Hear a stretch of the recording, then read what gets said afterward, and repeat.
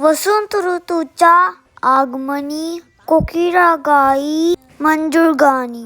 नववर्ष आज शुभदिनी, सुख समृद्धी नांदो जीवनी. तुम्हा सर्वांना गुढीपाडव्याच्या आणि नूतन नववर्षाच्या हार्दिक शुभेच्छा.